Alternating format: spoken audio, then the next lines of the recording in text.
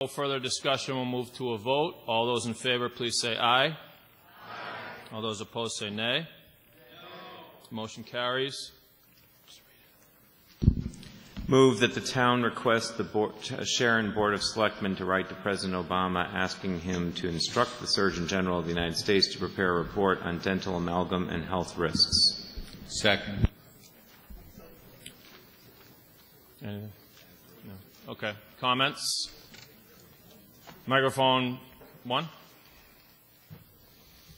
I'm Laura Hensey Russell, 615 Massapog Ave. Thank you for your exceeding patience. I had a root canal this morning, so I don't want to be here.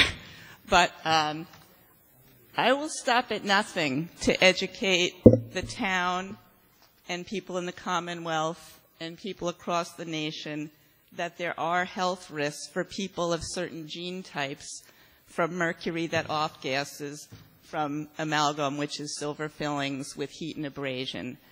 And it affects potentially at least 1 out of 5 people. So look in your row and think how many people, as you age, are going to be getting a little more decrepit, a little more in pain, a little more not as good as you might be.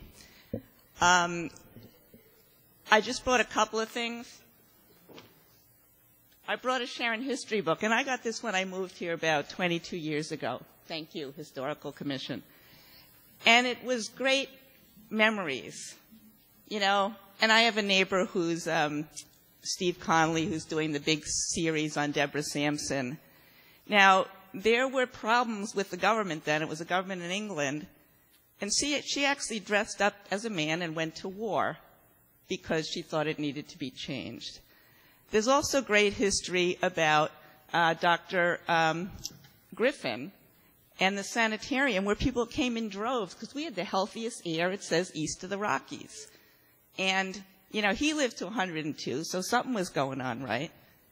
And then I reminded myself that early when I was here, we became the first town in the state and maybe in the nation to ban outdoor smoking in public places. Now, I can assure you I've been working at the congressional level. I've been working at the state level. I've been working at the local level. In the United States, getting this policy to change is like pulling teeth. And I can assure you that it's been banned in 4 countries in Scandinavia and Japan, and in Canada, our neighbor to the north, and much of Europe. You get warnings about it, the health risks, and you have to sign before they'll put it in. It's like you need a waiver. 3 other states in New England give people a pamphlet, let you decide, as does California. There's a lot of new science. There are 6 peer-reviewed journal articles that find harm. Some unlucky boys with certain gene types have immediate neurobehavioral deficits.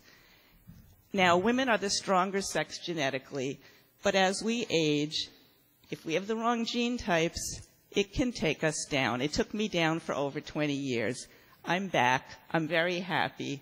But I don't think it's fair that we have a set of laws over medical devices that, for example,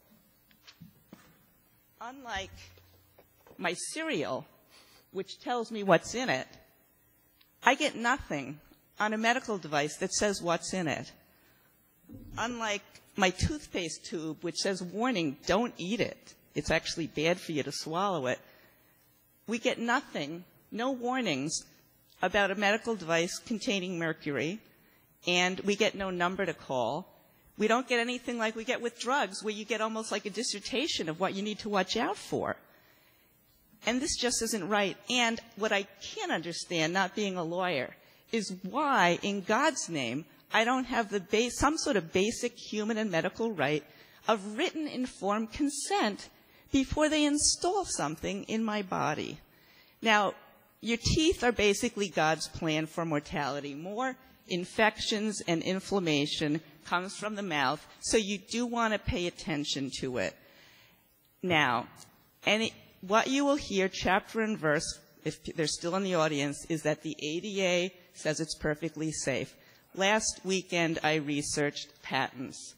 The AMA, I did a control, has no patents. I think that's a good thing. so they have no conflicts. The ADA, over the 38 years that they've been fully digitized, has 83 different patents. The most recent ones on amalgam were in the mid-'70s, expired in the mid-'90s. If you look at the most recent patents on amalgam in the last 12 years, nobody's trying to make it better. They're trying to figure out how to mitigate the harm so that the two of them are for wastewater treatment separators and a better one. And then the last one, filed in 2013, is to encapsulate it in corpses before cremation so that when it goes up through the smokestacks, it doesn't poison people and fish because they're exempt from strict pollution controls. Now, in Congress... Ms. Russell, I think you've used your time well. I encourage you to wrap up, okay? Okay, sure. Thank you. So they say they need to see action, that they need a giant coalition before they'll act. God knows why. Everyone should save health and health care costs. I'm tired of people fighting about health care financing, health care this, health care ideology. Let's just fight for health, and we can make it start here in Sharon and honor the tradition of Sharon's leadership. Thank you very much. Thank you, and I appreciate you shortening your presentation. Any further comments on Article 24? Is that a yes? Okay. Microphone 2. Kurt Bierman, 45 Furnace Street. Laura's worked very, very hard on this. There's some debate back and forth whether the dental amalgams are harmful. She mentioned some countries have found them to be harmful, and but in passing this amendment, it certainly isn't going to do any harm, and there's a very, very real possibility that it could do a lot of good, and it won't cost the town a cent like other things tonight. Thank you. Thank you very much. Seeing no further discussion, we'll move to a vote. All those in favor, please say aye. Aye. All those opposed, say nay.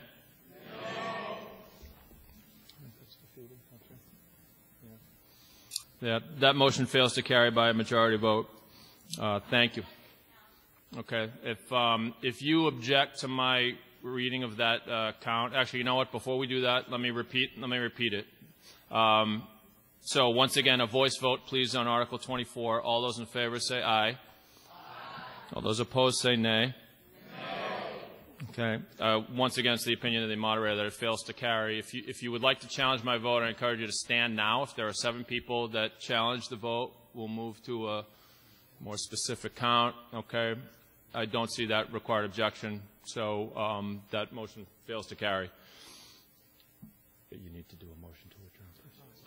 That would be a good time. Move to adjourn.